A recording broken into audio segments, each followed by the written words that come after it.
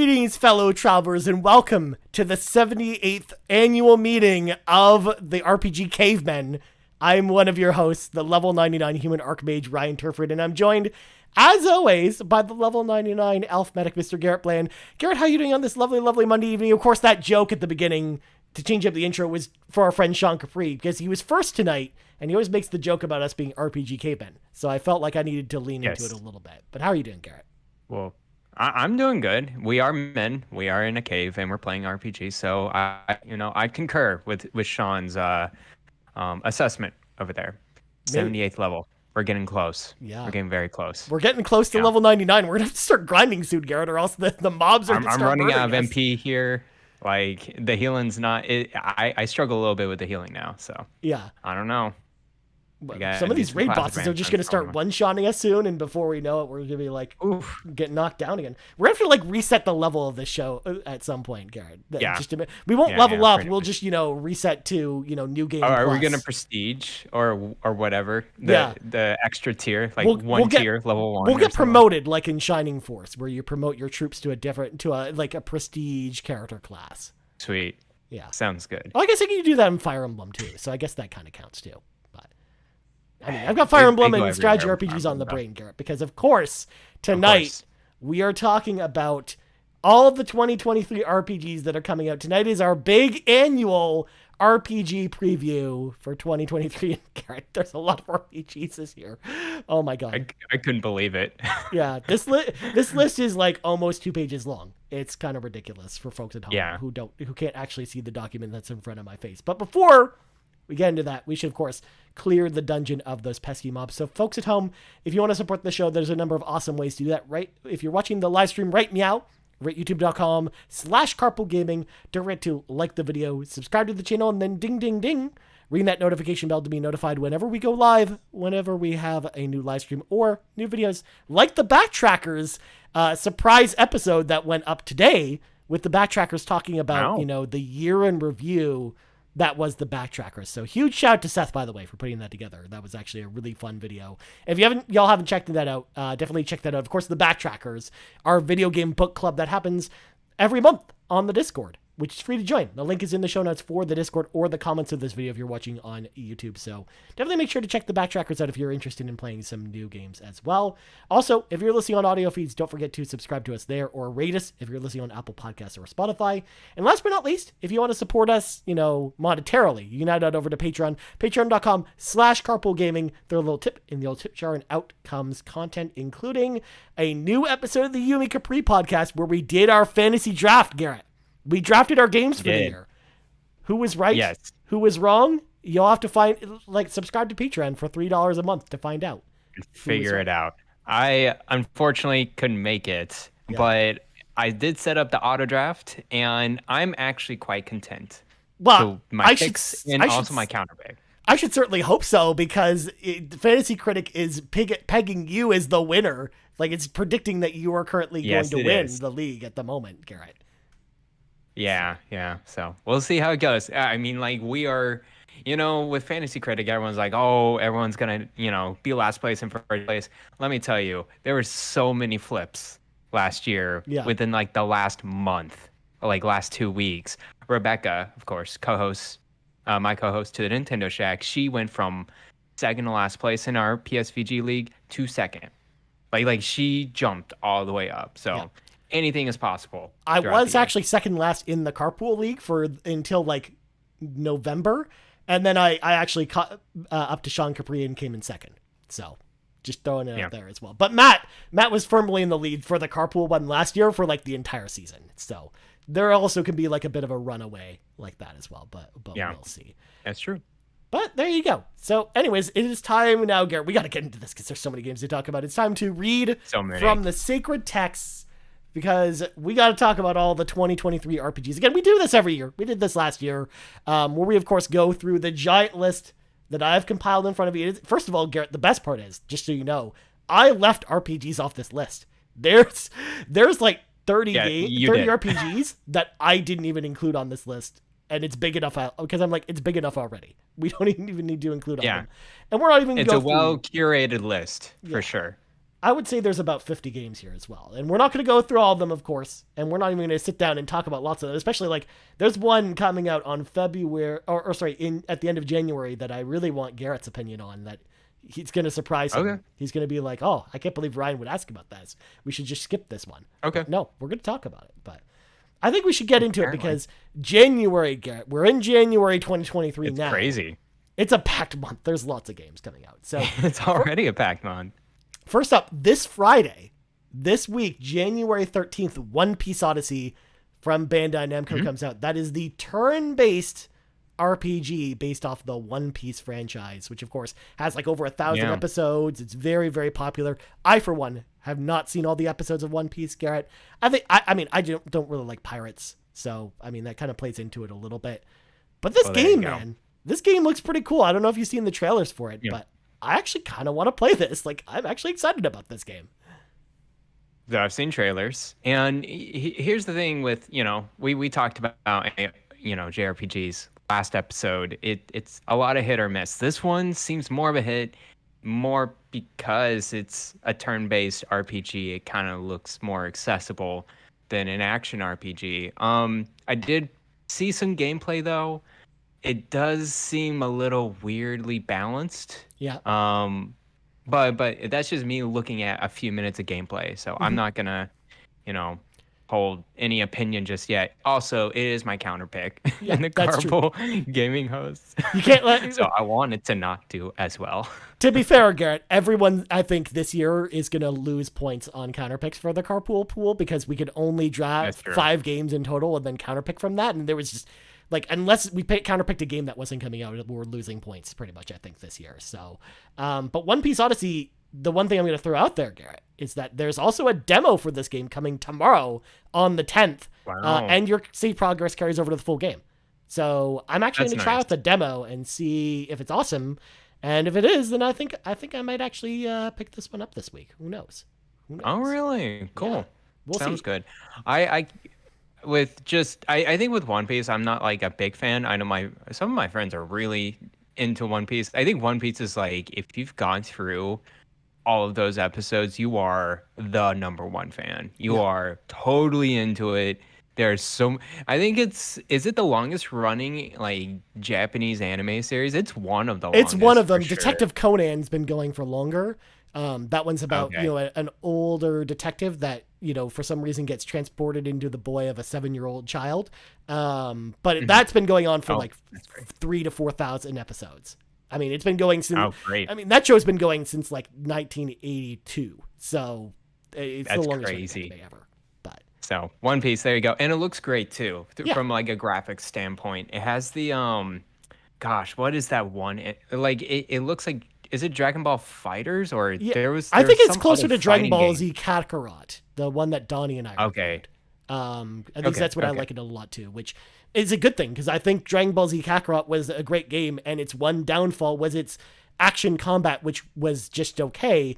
So I really think that type of game in a turn-based shell is going to be awesome, especially if you're a One Piece fan. And for someone like me, like who's not into One Piece, this sounds like the perfect way maybe to get into it because it's going to be retelling the story kind of like Kakarot did, with some, changes to the story here or there.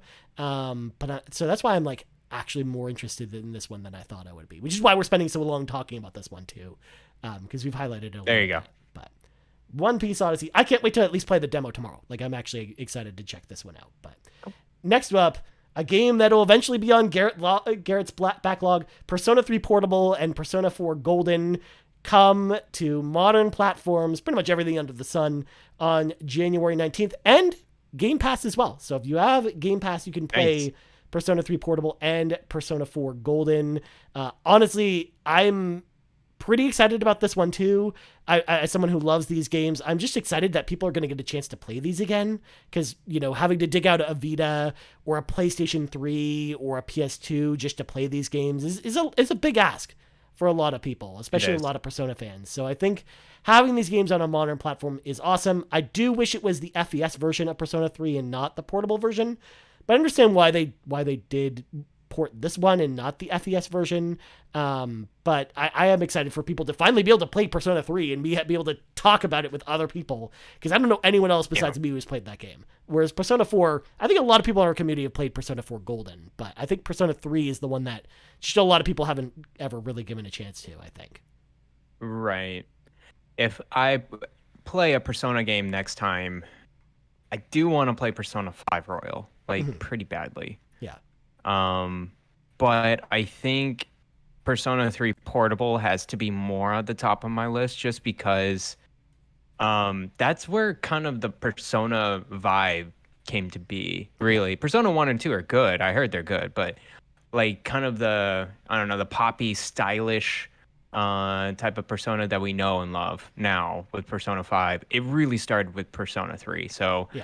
I think I'll be pretty excited to start out with Persona 3 Portable, go through that. And then it is the shortest of the three as well. Definitely. So it'd be good to start out over there first. And then I think I'll go 5 Royal then 4 Golden. Yeah. Now, when will I ever get to these games? You're right. It'll be in a big, deep abyss. I'm trying to catch up on other things. But I think once I get in the mood and it strikes me, Persona 3 Portable's next up for me, for sure. Yeah. Nice. Yeah, and it does have, two different routes, so you can play it multiple ways if you want to play as the female character, which it has a different story as well, so it's not just playing the same thing over and over again. But for those that are going to be jumping in this for the first time, because I know some of our listeners are going to be playing through Persona 3 for the first time, do not start as the female character. Play through the game as the male protagonist first, because it almost, like, the female side is expecting you to have finished the male side first, because it does spoil some stuff, and some of the story stuff will make less sense than if you just play the male side first. So I would encourage you to play as the male protagonist first, even if you're like me and you like playing the female characters instead. Trust me, for a story reason, you should play as the male character first. But okay, that sounds good. Yeah, thanks for the tip. Yeah, and then the next day, January 20th, on the Switch, we are getting Fire Emblem Engage. This is one that I know we've talked about on the show before, Garrett. We're both pretty hyped about this one. Like, I can't wait for this one. I'm so excited for it. This is like, I'm telling you, it's probably my most anticipated, highest expected game on the Switch this year. Even though Tears of the Kingdom is coming out. Fire Emblem Engage looks dope. I love the animation. I love the impressions coming out too. It's sounding like it's more classical Fire Emblem rather than the whatever we got with Fire Emblem Three Houses, which it wasn't bad over there. It was just different. Yeah.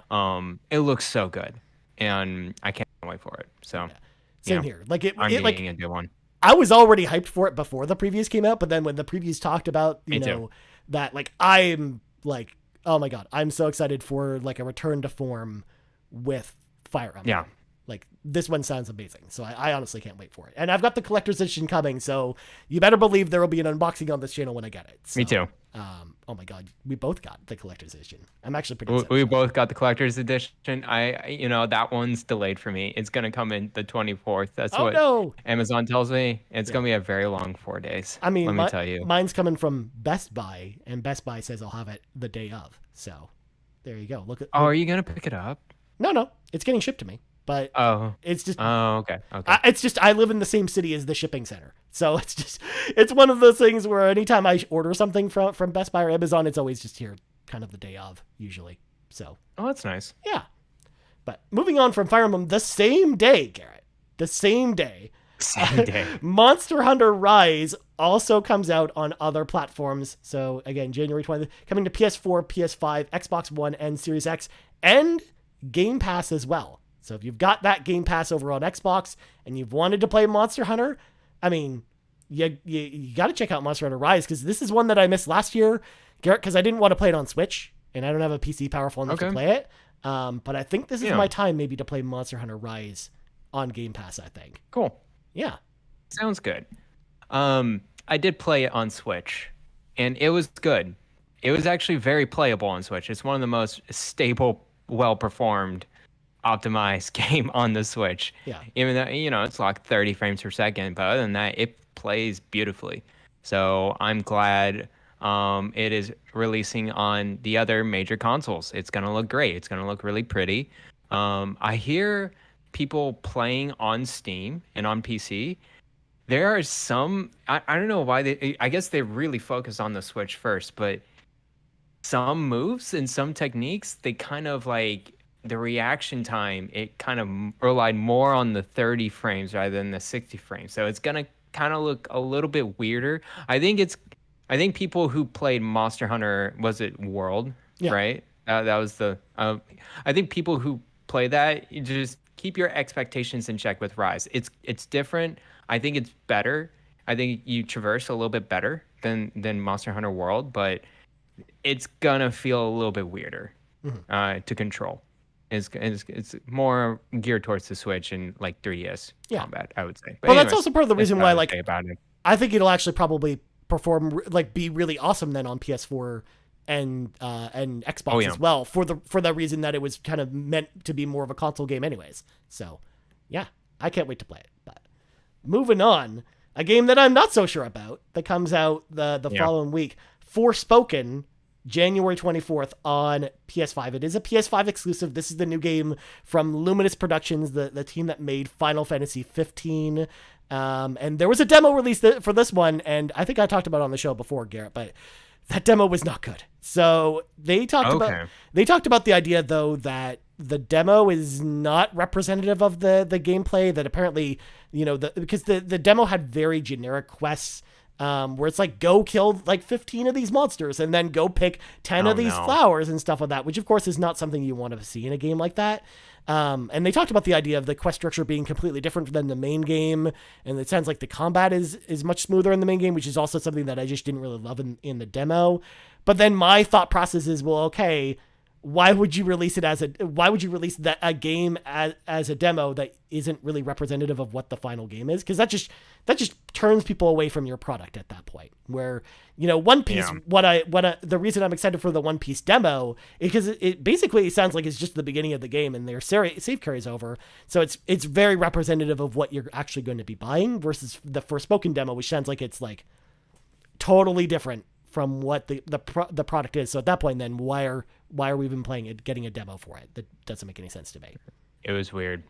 So, remind me. I think Square Enix, they do a mishmash. Sometimes they have a demo that is like showcasing the game, but it doesn't carry the save over as much at all. And then there's what they're doing with One Piece Odyssey, where like you can play like the first 2 to 3 hours of the game and then it carries over. That's a lot with more of the classical JRPGs. I think Valkyrie Elysium, their demo did not carry over. It was just a showcase demo. Yeah. Right. But oddly enough, with Valkyrie Elysium, that was just the first part of the game too. It just didn't carry your save over for some reason. I don't get it. Interesting. In fact, the Forspoken demo situation reminds me a lot of actually Bravely Default's demo on 3DS, because it was actually structured the same way, where you went to one of the towns you go Bravely to. Default in too, maybe. Well, the original one was like that. The original one, yeah, I remember that one, where it was just it was the sand. Yeah, it was the sand town city that you went to, but the missions you got there were completely different than the missions in the game itself, which was weird. Oh, interesting. Yeah. This one I'm not gonna get, and I'm not really excited for. I've seen the game, I've seen the demos. I think what really puts me off is not only the writing, it's the action combat. It looks too, I don't know, decorative. I don't know what's going on in this game. I don't know what the character is doing. I don't know how he's flying around and shooting fire sparks all around. Like, I truly don't understand what you're doing in the game. Well, the hilarious part is, in the demo, they showed that you doing all the traversal stuff is you just running in a straight line and holding the circle button, and it does it automatically for you. So, it's so weird. It's so weird. So yeah, I'm interested to see how that game reviews. But it's one that definitely, my interest is definitely gone down since the demo came out, but we'll see. Yeah. But next up, Garrett. Sorry, go ahead. No, I'm done. Okay. No, I'm done. Well, to round out January, Garrett, I need to ask you about this one, because I know you're excited about this one, of course, more than anyone else. Hyperdimension Neptunia, Sisters versus Sisters, January 24th on PC, PS4, and PS5. Tell me, why are you so excited about this game, Garrett? Let me tell you, Ryan. I have couldn't even never say it with a played straight face. I have never played a Hyper Dimension Neptunia whatever game. You know, this series intrigues me because it's all a joke. Yeah. They know it's all a joke. They're so self-aware about it, and I love it. Welcome to game industry with an I. They totally know what they're doing. So hats off to them doing these types of games. Now, I did watch this gameplay, and I understand why you're excited of this game, because it could be anything. Basically a Tales game. Yeah. It seems like it's basically a Tales game. It's basically a Hyperdimension Neptunia Tales game, and I actually think this one might actually be pretty good. So we'll see. That's the only reason I even put this on this list, Garrett, because I was actually tempted to skip it, but believe it or not, because I was like, oh, maybe I kind of want to see the trailer for this. I'm like, oh, this doesn't look that bad. It looks more fun than Forspoken. So maybe we'll talk about that for a quick second. But a game that, I'm not joking about this next one, Garrett. I know you are excited about this one. Hogwarts Legacy, February 10th, PC, PS5, Xbox Series X. It's also coming to other consoles later in the year, and it's kind of like got a staggered release. Like it'll come to PS4 and Xbox One first, and then the Switch version, whatever that's going to look like. It will come out in June. But Garrett, has your hype level changed at all for Hogwarts Legacy now that we're only like a month away from it? I'm very, very excited for this game, Ryan. This, there's a lot of flack going around, a lot of conversation going around this game. I know the discussion of Harry Potter. I know the discussion of the author. I really enjoy Harry Potter a lot. I've read the books. Mm-hmm. I've watched the movies multiple times. And I see this gameplay in the showcase and everything, and it just looks so good. I don't know why people are saying, oh, it looks pretty crappy. It's like, no way. You're flying on a broomstick, and you're seamlessly flying from Hogwarts to Hogsmeade all the way around to the Dark Forest. Like, it looks like Harry Potter, like true to the name. And like back in the old times, that's actually way more cool. It's nothing about Harry Potter. It's Hogwarts in a different time. This one has me pretty hyped. I think it's gonna be a really great game. I think review-wise, though, it's not going to review as high as it will based on merit, because the discussion around is going to be around the author and not about the developers and not about the game. Which is too bad. Which is sad. I think, the game itself should be judged on its own merits, regardless of that. And I know that it's just hard for people to separate themselves from that. I get it. But that's also part of a reviewer's job, is to, be non-biased in some of these situations, or at least as non-biased as you can be about some of this stuff. Because you're right. Like, I think the game itself looks impressive, and I'm not a Harry Potter fan. I hate Harry Potter, and it has nothing to do with the author. I just never really liked the movies. You just don't like the world. Yeah. So, I mean, but at the same time, the game looks really fun. So the game looks so dope. Yeah. Oh my goodness. Like the combat, it's true to the dark arts and like different spells. It's all coming from Harry Potter. They know what they're doing. Mm-hmm. So I'm holding out hope that this game is going to review pretty well. And it's going to be, it's a weird thing with being in last gen consoles.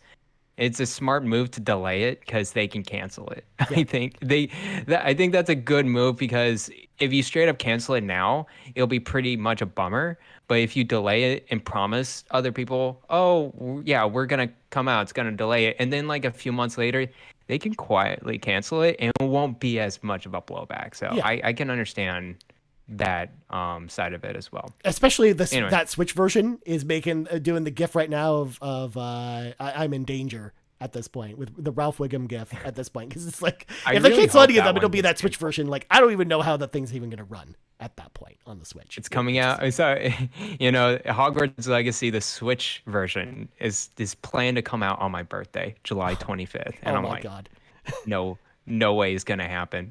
Yeah. So, well, we'll see. I'm excited. I don't think I'll get this day one, though, just because there's so many games that I want to play, and I can always get this later. It's not like something I really need to play day one. Yeah. It doesn't look like a game you need to play day one, right? It looks like a game you kind of play and breathe into the world more or less. Like you build your base, you build like your character. It looks so good. So I'll probably get it later. And Maybe knowing March or WB, April. it'll be on sale before you know it. Especially after we saw Yeah. with what happened with Gotham Knights this past fall. Like it was on sale a week and a half after the game came out. So Yeah. I imagine you can definitely wait and get it on a good sale. But speaking of games day one, Garrett, this is one I'm very excited about because this is the year of Final Fantasy. I don't know if you knew this, but Theatrhythm Final bar line, the rhythm game / RPG in the Final Fantasy universe. I am so stoked for this. The 3DS Theatrhythm games were incredible, especially if you're into Final Fantasy music or just Square Enix music in general.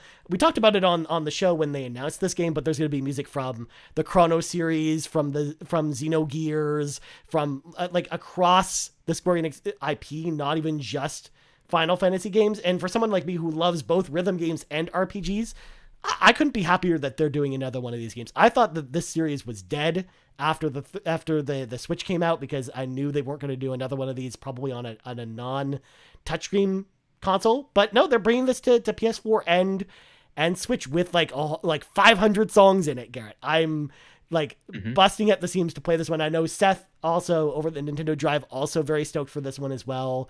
So just one to look out for. I think it's going to be like an underdog this year as far as, review scores. I think it's going to come under the radar for a lot of people, which is why like I don't see anyone picking this one up in Fantasy Critic besides me. But the last two games got 85 plus on Open Critic. So yeah. I don't know. That's why. I think this one's going to come up pretty well. So I can't wait. I think the people who are going to review this game are going to love this game. They are the fans for the game, and it's a fan service game. I have one question for you, Ryan. What's that? What's the RPG behind these series? What do you do? So you have characters that you use in your party during the rhythm battles that you go on. Okay. And they level up throughout the story, and as they level up by you playing through different songs, they get different abilities, and depending on the abilities that you use, you'll get certain bonuses when you play through some of the songs. You also have an item and weapon store because you have to get equipment for your characters as they level up in order to take on some of the harder songs, because if you play one of the harder songs with the level 1 characters without equipment, they'll die very quickly if you take like any damage from missing some of the notes. Which can be a good challenge too. But yeah, there's a lot of interesting and deep, intricate RPG elements below the surface of this game. So it's more of an RPG than people think. But it's just not your traditional RPG. Got it. I can't wait for the Steam version. That'll eventually come out later this year. It'll come out at some point. Or early next year. Yeah. Next up, to appease Kevin Ainsworth, on February 17th, the next day, we are getting Tales of Symphonia Remastered. This is on Switch, PS4, and Xbox One. The reason this isn't coming to PC is because Tales of Symphonia is already on PC, and I think they're actually upgrading it for free with the remastered version on PC, if you already own Tales of Symphonia. But Tales of Symphonia is a great RPG from the GameCube. I love it a lot, but I think the GameCube will always be the best way to play this game because of the frame rate. The frame rate is 60 frames per second on GameCube, and this is a game it is a game that depends on frame rate. So it's just one of those things where I think the GameCube version. Oh, it does. I guess it's a Tales game, but it's 30 frames. It should be fine. Oh yeah, it's fine, but it's so much better at 60 frames per second, Garrett. You don't understand. Yeah, guys, that means you could do crimes. Yeah, or just, anyway, just get a GameCube and Tales of Symphonia, because Tales of Symphonia, believe it or not, is actually one of the cheaper GameCube games. But you can go do that as well. But how do you include it here on the list? Did I tell you have you seen the one video where they had a PC mod to force the 30 to 60 frames? Yeah, and it does all kinds of ridiculous things because the game can't handle it. Just crazy stuff. Yeah. Yeah, so you cannot mod it on Steam. So this is what you're gonna get. And it's just because the version is coming, I believe the PS2 version. They lost the source code for the GameCube version, so they are porting the PS2 version. Because that's all they have left. Awesome. That's all the source code they had left, because they had to rebuild the game for PS2. So, yeah. They should have had Dropbox. Should have. They really should have back then. Should have. All right. Next up on the same day, we are getting Wild Hearts from EA. This is like the Monster Hunter style game from EA Originals, because I think there's another company that's making Wild Hearts, because it's not Bandai. EA proper. Yes, I think so. It's a Bandai EA collaboration. Yeah. Oh, it's Koei Tecmo. That's and Omega Force. Oh, sorry, Koei Tecmo. Thank you for the correction. Yeah, I just looked it up on Google. Google. It was a Japanese but yes, company. I knew it was another company that I was familiar with, and I was like, okay, maybe it's Omega Force. So yes, it's an Omega Force Monster Hunter clone. This one's going to be really interesting to see how this one turns out. Yes, I'm curious, because I mean, it's Omega Force. They don't usually make these types of games, so I like the fact that they're branching out and doing stuff different. But I don't know about this. And with EA as well, it's an interesting partnership to see. EA is not known for, they're known for their sports games. They're known for BioWare. They're not known for these kind of branching out, doing different stuff. And I'm glad they're diversifying their portfolio. Yeah. So seeing this is really cool. I did see some gameplay earlier today. It looks like it is kind of Monster Hunter-esque in terms of its combat and like combat loop in a way. But it has some extra things, like including like more building. So it's not exactly like Fortnite where you can build blocks and planks. It's more like you can build a trap, right. You can build a tower, or you can build a wall. It's a few of those things. So it looks interesting. It's one of my last picks of Fantasy Critic, and it's one of my gambles too, because I'm sure it can go either way. I think it's going to be pretty mid. I don't think it's going to be super high rating for sure, but I think it could have some potential. Yeah. This one, I'm glad this is another going into game that space. like the Rhythm that could be a dark horse this year. Like it could really surprise us, but we'll see. I'm hoping it's good, and I hope EA does more of this stuff, especially with partnering with Japanese companies. I like this idea of them doing that, so we'll see.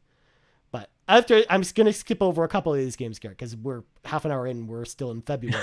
But I want to mention at least Atelier Ryza 3, Alchemist of the End, and the Secret Key coming out on February 23rd on PC, Nintendo Switch, and PS4, PS5. Of course, ending the Ryza trilogy.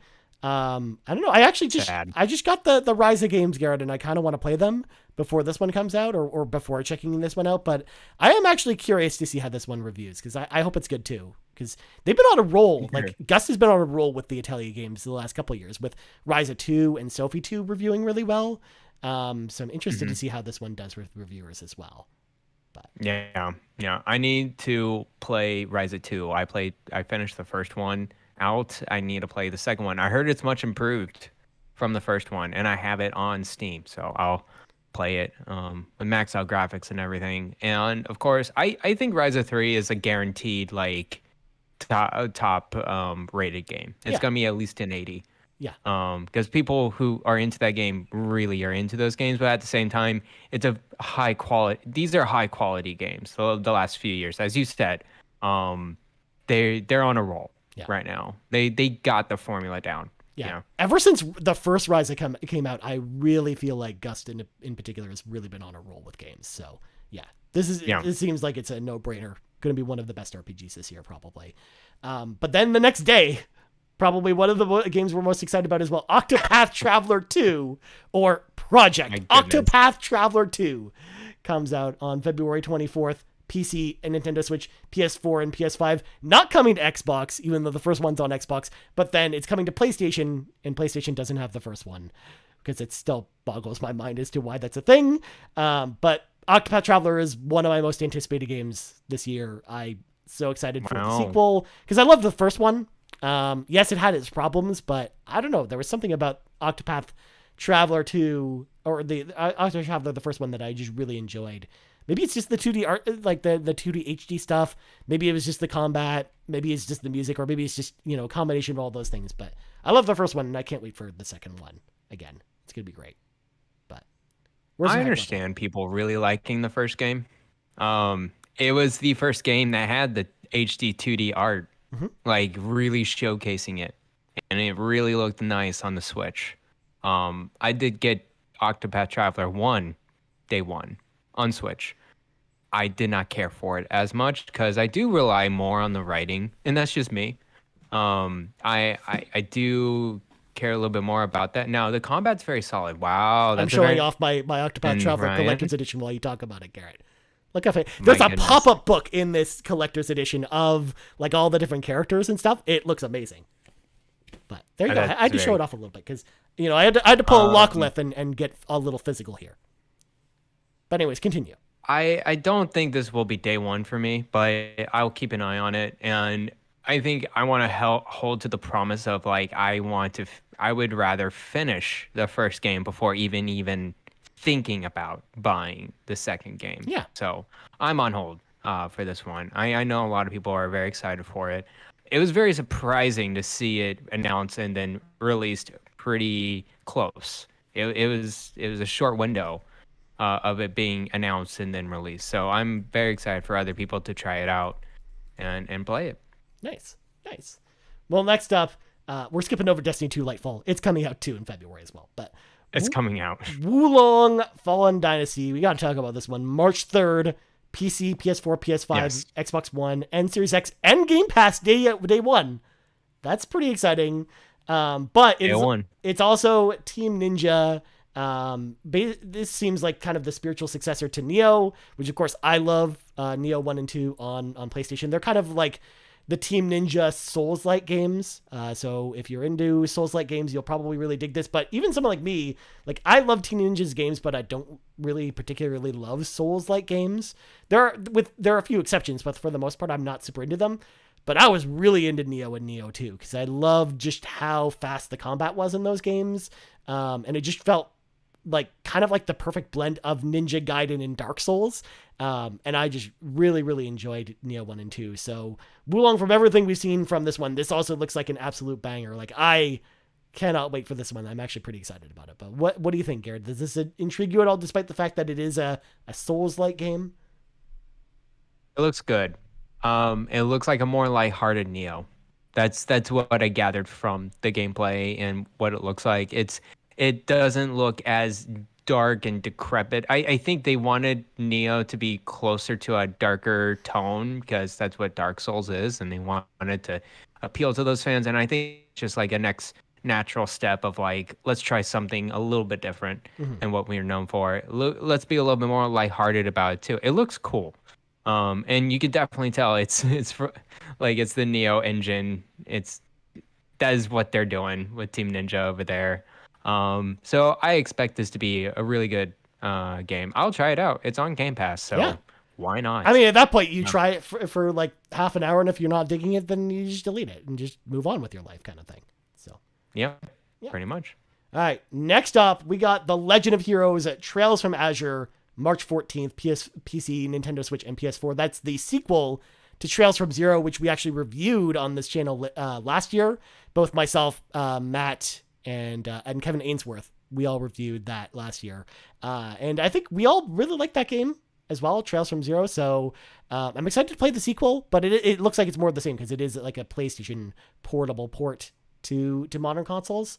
I just hope that they don't mess up the the PS4 or PS5 version this time around, because what happened with the last game is there was a bunch of muddy textures and stuff that they ported over. Basically, they just ported over the PSP version as is without touching any of the video visuals. Whereas the Switch version and the PC version were better looking games for some reason.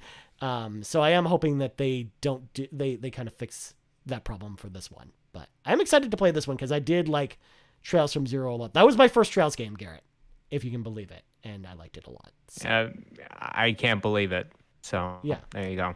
And then at the end of March, or sometime in March, this is just slated for March of 2023, the Final Fantasy Pixel remasters are finally coming to console, Nintendo Switch, and PS4.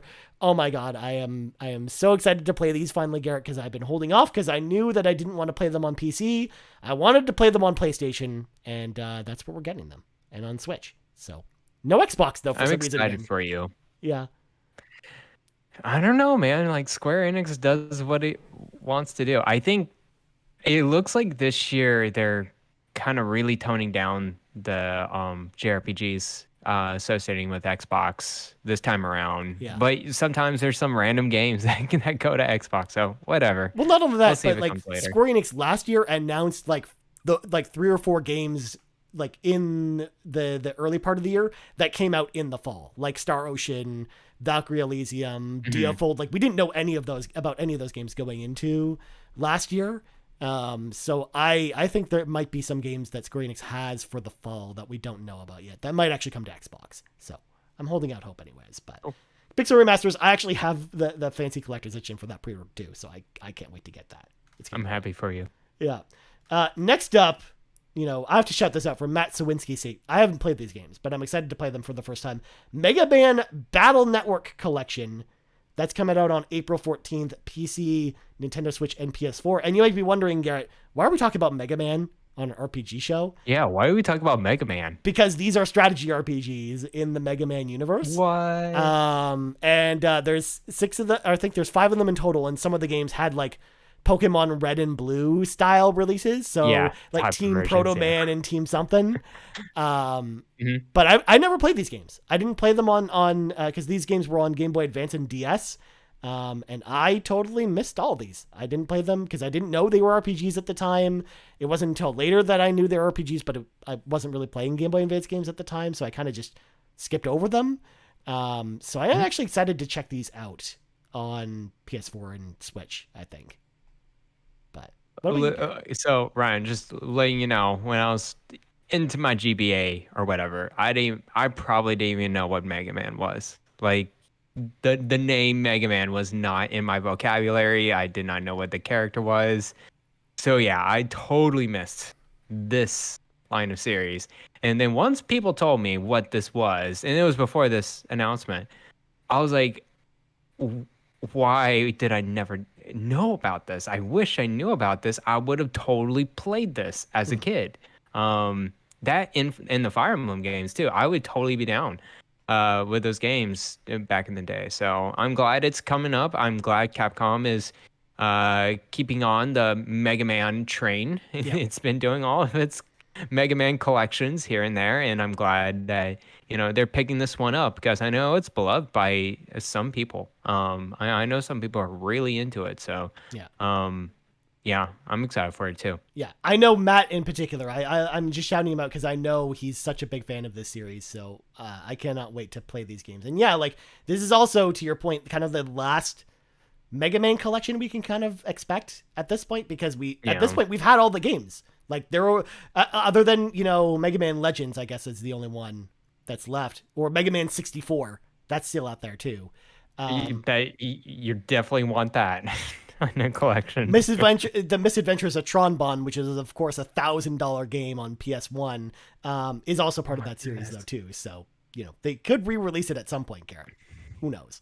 But anyways, moving on. We're going to move all the way to June at this point, Garrett, because we're moving farther and farther ahead, because we just don't have a lot of... We don't have time. No, it's not just that. We also don't have a lot of other... Like the April period after Battle Network Collection comes out, we don't have a lot of RPGs until June. Believe it or not, we've got like a nice little gap there. Because June 6th, it begins. Diablo 4 comes to PC, PS4, PS5, Xbox One, and Series X. Not Switch this time, for some reason. Although I imagine they'll do a Switch version. For some reason. No, because they did a Switch version for Diablo 3 and it ran great. So I imagine because Diablo 3 released in 2013 or 12. Of course it's going to run on Switch. Yeah. Diablo 4 is not going to run on Switch. I hope it doesn't run on Switch. I hope so too. That's my hope. Well, it apparently runs on the Xbox One, Garrett. And if it can run on the VCR, it can almost run on anything. But Diablo 4 is, again, it's up there with one of my most anticipated games of the year, not just in RPGs. Like Diablo 4 is one of my most anticipated games, period, of 2023 in an already stacked year. Because I love Diablo, whether it's Diablo 2, Diablo 3, the original. Like I've been playing these games since 1997, Garrett, and I can't wait for this next one. Like Diablo 4, from everything we've been shown, it looks amazing, and I cannot wait to sink hours and hours and hours into Diablo 4 when it comes out. Yeah. I'm excited for Diablo 4 as well. I don't think it's going to be like I think it's near the top of my list of anticipated games, but it's not going to be like the top game. I did play Diablo 3 extensively. Like I binge played that one, and I rarely, binge play games, and that one really hooked me. So I want to see Diablo 4, see what improvements they made, and I will most likely play it on consoles just because the PC requires keyboard and mouse. It And I also was looking up on. it also Go requires for it. so much clicking, doing this with your finger, Garrett. Just doing this a Oh, lot and a lot, gosh. and I'm just No. like, no. Give me the console version any day of the week for Diablo, please. Yeah, I played the PS4 version of Diablo 3, and it was fantastic. Yeah. So I'd rather play it on a controller. It's I was hoping to play this on Game Pass, but unfortunately, there's going to be an unending battle. So we'll have to, forfeit our $60 to Diablo 4. But I'm very excited to play it. I think I'll play on Xbox. Yeah. Diablo is an Xbox game to me now. I mean, it literally will be. Hopefully one day. It literally will be pretty soon. All right. And the last game we're going to talk about before we get to the TBD games, which are the games that we don't have release dates yet, but I want to know from you which ones are coming out. Final Fantasy 16. Obviously, I don't need to say too much more about it. It's from Yoshi P, the director of Final Fantasy 14. It's got Masahiro Soken, who does the music for Final Fantasy 14. It's got the writing team for Final Fantasy 14. This screams like one of the highest rated games of the year, period, across all genres. And I can't be more excited for this game than I am already. Like, this is like, that team does not miss when it comes to games. Not only that too, they've got the combat designer who did Devil May Cry doing the combat for this game. Like, It looks so beautiful, so amazing. Like, I'm like, this is easily my most anticipated game of the year, period, across all genres of games. I cannot wait for it. But Nice. I know you, Garrett, not a Final Fantasy fan, so I won't probe you too much for questions at this point. I think Final Fantasy is one of those series that I really want to get into it. That's the thing, is that it looks like my type of game. Final Fantasy 16 looks so cool. It looks very, very cool, and it has that action-based combat, more because they got the Devil May Cry combat person over there as well. I love the medieval setting going on as well. I'm digging more and more into it. I think this is a day one for me because it looks so good. And I even though I'm not a Final Fantasy guy, this one looks, it doesn't look like really a Final Fantasy game. It looks more of an advancement, like an improvement or a modification or whatever. Yeah, I'm very excited for this game as well. Yeah. And I think after people play this game, like, I think people are going to finally understand what I've been raving about about Final Fantasy 14 over here for the longest time. Like, finally seeing like their chops on display with this game. I can't wait for people to play this one. But anyways, moving on. We gotta zoom through some of these, Garrett, because we're running pretty late here. So TBD games, so games we don't have release dates for it. We're going to do kind of a quick fire here, Garrett, because I want to know from you, one, if they come out this year, and two, are you excited at all? But, don't go too far into it. So first up, okay, sounds Advance Wars 1 and 2 Reboot Camp. Does it come out this year? Yes or no? It doesn't come out this year. Yeah. I think there's a possibility that we never hear about that game again. It just gets canceled. Yeah, I think Nintendo will. I just think Nintendo will never mention it again and quietly delete the store page. Yeah, and be like, we're done. We're not really. I think we're going to see the deletion of the store page this year. I think I'm in agreement with you. Like, I don't think this game ever comes out at this point. And then that just means this series is dead. They will never see an Advance Wars game. Yeah. Which unfortunate. Is too bad. But moving on, Blue Protocol coming out second half of 2023. This is like an MMO from Bandai Namco. We saw a trailer for it at the Game Awards, and I'm actually pretty stoked for this one. It looks really cool. But this is coming out second half of the year. Eiyuden Chronicles 100 Heroes. It's supposed to come out this year, Garrett. That's the, kickstarted game from the creators of Suikoden.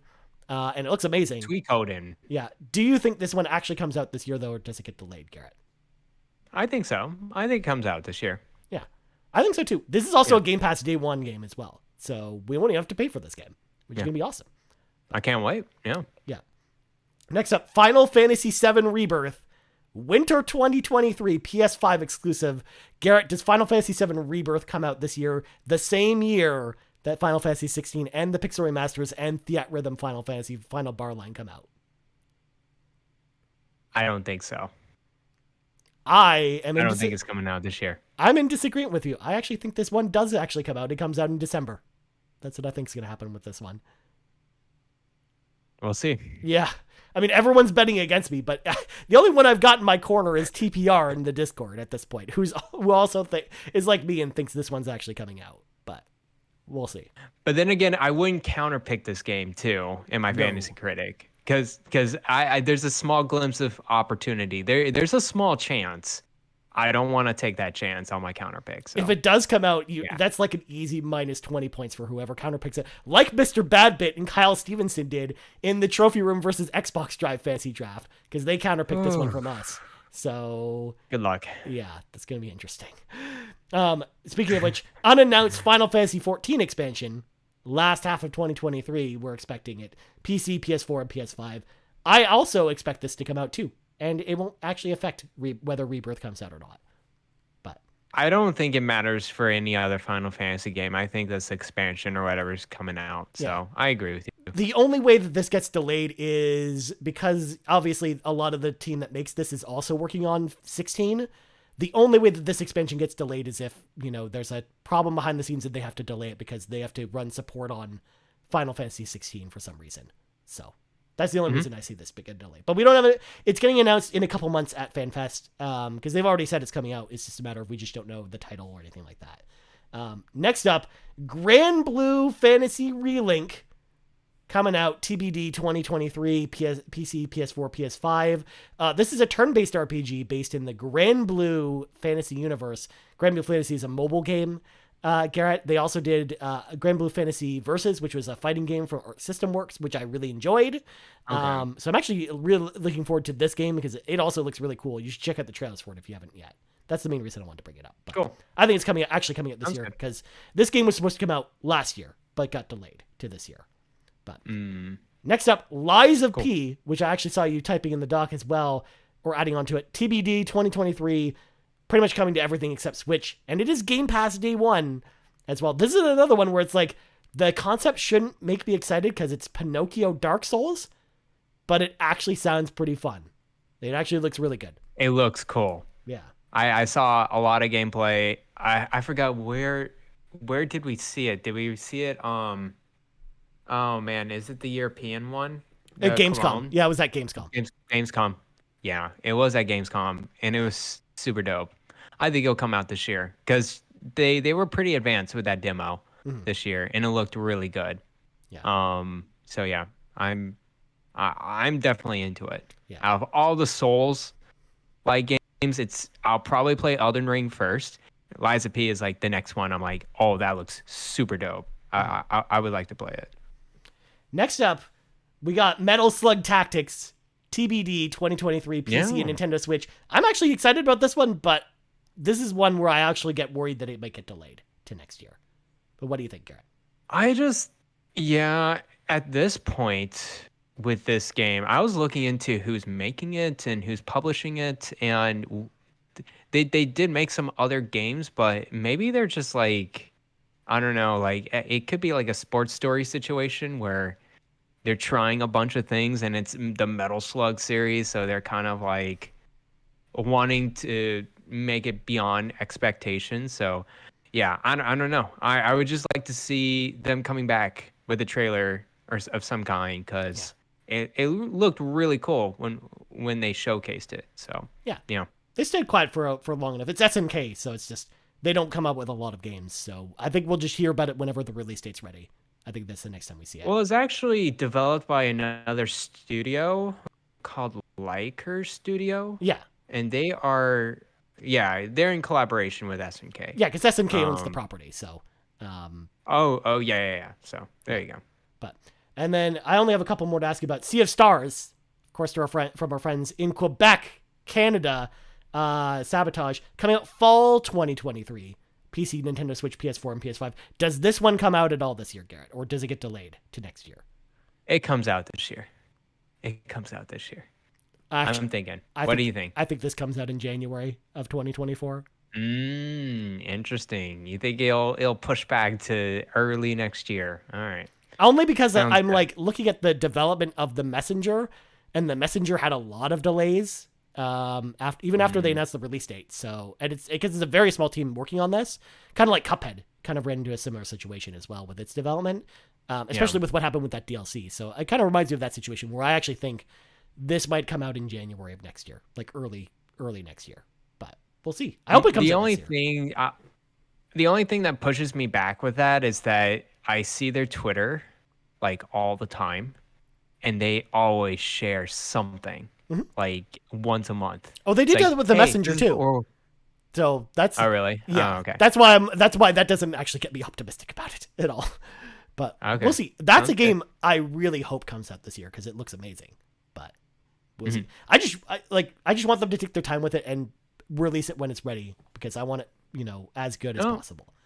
But I next up, agree with you. Yes. speaking of delaying games, Starfield, it's supposed to be coming out this year. First half of 2023, PC and Xbox Series X. Does it come out this year, Garrett? Because I saw some doubters on Twitter about Starfield coming out this year, Garrett. But does it come out this year? Really? Yeah. It comes out It's this coming out year. this year, Come yeah. on, guys. Yeah. Whether it's delayed or not, it's coming out this year. Like if it doesn't come out this year, then there's a problem. Yeah. With 110%. development. Yeah. That means they lied to us. Or at least the Todd Howard lied to us because they were done last year. All that they were doing with that delaying is that they're fixing bugs. And if they need to delay it one more time, it's just no, there's something else wrong with the game. So it's coming out this year. I think it's coming out in May, June era. June is a hard month though with Final Fantasy 16 and Diablo 4 around there. So I hope it's May. Yeah. That's a good gap. Yeah, we saw that on the schedule RPGs here. Like in general. I didn't really see anything coming out in that month RPG wise. So I think that's a good month for it to come out. Yeah. But last on the docket, you don't have to tell me this one's coming out because we know it's coming out, but Suikoden 1 and 2 HD remaster. I just want to mention that it's coming out. Please play these games. Please, so we can Buy get them, more. play them. Yeah. But I wanted to mention, obviously, they're Looks coming out great. this year, but they look great. But anyways, let's let some of our listeners into the cave with us, Garrett, because we asked people at home, first of all, what they were most excited about, but then we also got a couple questions to go along with it. So first off, I had to get this one out of the way first. Sean Capri, I don't know if you've heard of this individual before, Garrett, but Sean Capri asks, Sounds interesting. getting in here before Naga Chaka, what is your most anticipated RPG of 2023, and why is it Fire Emblem Engage? The answer is Sean Capri. My most anticipated RPG of this year. It's Final Fantasy 16. I just said it like 10 minutes ago on the podcast. Weren't you listening, Sean? No, I mean, please. Fire Emblem Engage looks amazing, and I think you and I both agree we're pretty excited about it. But man, 16 is just like my type of game. It looks good. That's like the most Ryan Turford game I've seen in a long time. So I chomp at the bit to play that game. But Engage looks amazing too. But Garrett, how about you? Because like Yes. you've hinted at a few games being your most anticipated. Yeah. What is yours? Engage is very top, and I think it could be like my top RPG of the year if they really nail it. Because I love Fire Emblem series to death, so I'll hand it to over there. I think the other game that I'll contest it is Starfield, because I really do like. I am a Bethesda fanatic. Like I am unreasonably. I enjoy those RPGs a lot. Even Fallout 4. For all of its flaws, I really enjoy that game. I 100% the trophies, including the DLC on Fallout 4 over on PS4. So, yeah, I think Starfield, just from what we've seen, I know a lot of people are really doubting the performance of it in being 30 frames or whatever. I just want to, tell you this, that's not their like performance is never the priority with Bethesda RPGs. It's always the they want to have a bare minimum, of course, to like get through the game. But I'm talking about more of like it's a structure, it's a foundation, because they love to have modders to come in and build what they want, and also just like the freedom and exploration around their RPGs is like none other. Um, I played others that I really enjoyed, of course, like Witcher 3 and stuff like that, and they're very well crafted quests, very well crafted systems. It's just I don't know. There's something about Bethesda RPGs that makes me just want to wander, Mm-hmm. and I just want to like go to like certain places that I haven't gone to before. I think it was my that Breath of the Wild type of like wander Yeah. with these games. So I'm very excited for Starfield. And being a Galaxy wise, I'm sure that I think they got it down. So I'm very optimistic of Starfield, even though it's probably not going to be like super high rated per se. I think it's going to be one of my favorite. It just depends on how buggy and games of the glitchy year. the game is when it comes out, Garrett. Because if I think so too. if it's free from bugs and glitches, then I actually don't think it's going to have too many. It's going to review pretty well, but they got to steer clear of some of that stuff because it's tough. But also real quick before I move on, how quickly do we get a Thomas the Tank Engine mod for Starfield, Garrett? How quickly do we get that mod for it? Because you know that's one of the first things people make. They love those Thomas the Tank Engine things. I just want, I would have like a spaceship coming in and I'm going to the Thomas the Tank Engine like planet, and it's just I see a big head and just a big smiley face like right there, and I want to land on its eye. That's what I want to do. So you're sick. Make that happen, modders. All right, next up, you got this. We got Darth Stridius, who says Octopath Traveler 2 is his most anticipated games of nice. Yeah.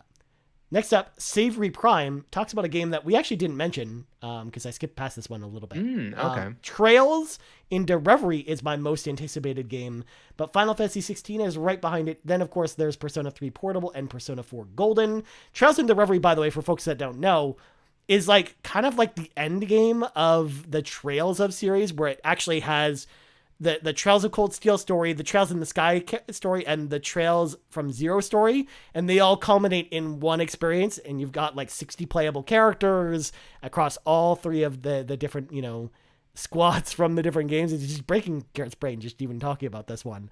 But actually, I just heard about this from one of my roommates earlier today, so it's just fresh on my mind talking about it. But yeah, that's actually coming out this year, and it's supposed to play like the modern Trails games, so stuff like Trails from Cold Steel, but it's kind of supposed to be the culmination of all three of those stories kind of coming together. So that's coming out. Ryan, let me tell you, I've played games simpler than the actual logic that goes behind the Trail series. I don't know what's going on. There's so many of them, and they just keep coming. There's 2 of them coming this year, and it's a bunch.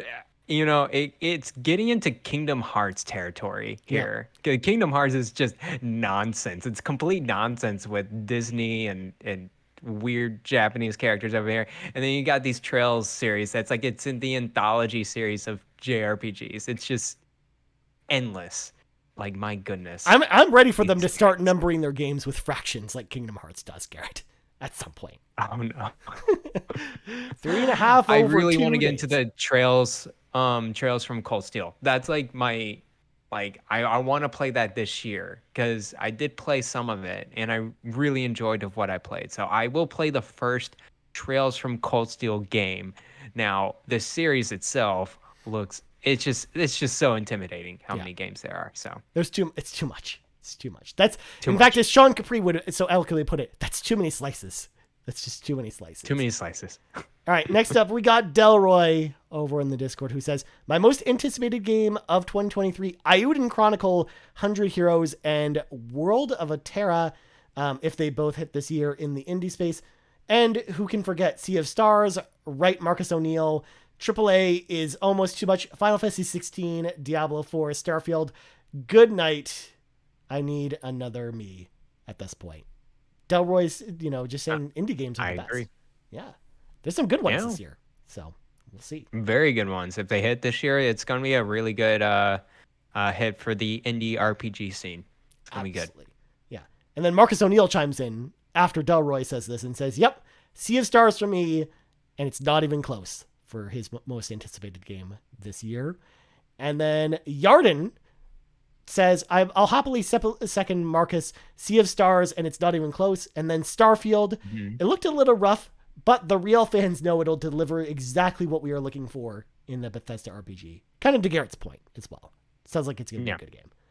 And then we have one question this week to round out the show. This comes to us once again from Darth Stredius on the Discord, who says, if you were creating an RPG where the fighting was through debating and repeatedness, what stats would you have in the game and how would they work? So if we were in a game, Garrett, where we had to debate and that was our form of combat, what stats would we want when it comes to debating? Obviously, charisma. You got to crank up your charisma. That's a general thing. Yeah. I was thinking like perception is one of them. Logic. Of course. You need logic, a good high logic skill. High logic skill, yeah, for sure. I think like being confident, that could be in line with charismatic, but like having a confidence of going after it and through arguments is a good way. Kind of like the confidence meter in Persona. To go up and debate. That's true. Yeah. Yeah, you're right. I mean, Lasala, of course, in the chat, Garrett points out the most obvious one, which is intelligence. Of course. Of course, intelligence. You got to be intelligent. Yeah. For debates. Yeah, you got it. Well, I don't know. We've seen Trump. Like, he's not that smart, but he's a good debater. Was he good in the debates? I don't know if Trump was good in the debates, but I don't know if that's territory we should be going into on this podcast. So, I don't know. Yeah, no, I think of Danganronpa a lot when I think of an RPG with stats and debating. Like, if it had that RPG stats with Danganronpa, that would be totally that would be it. Because Danganronpa was really close to it. It's a visual novel. It's more argumentative and it's more about figuring out the solution. But like if you add those RPG stats, it's like that's a debatable RPG. Well, the worst part about Danganronpa, to your point, Garrett, is that it had RPG elements to it, but they meant nothing to the gameplay. So then why were they even there? No, it just they could have gone more in that direction and made it like a debating RPG. That would be really interesting. But yeah. Well, there you go, Darth Stradius. I hope that answers your question. But Garrett, I believe we got to get going because it's been a long time, my friend. But where can people find you on the internet, my friend? You can follow me on Twitter at Blaine Explosion. You can also find me on the Nintendo Shack, part of the Play Some Video Games Podcast Network. We're live each and every Friday nights over at twitch.tv/PSVG. And we're also releasing on the podcast services, the Spotify, the YouTubes, the Google Plays, the Apples. So yeah, go check us out over there. And that's pretty much it. Very nice, my friend. As for me, you can find me on Twitter at Ryan Turford. You can find us on Twitter at Carpool Gaming, on YouTube at youtube.com/Carpool Gaming, and on podcast services around the globe. So, for Garrett Bland, I'm Ryan Turford. This has been the 78th level of the RPG Cave. Only 20 more levels until level 99, Garrett. And we're out. Bye-bye.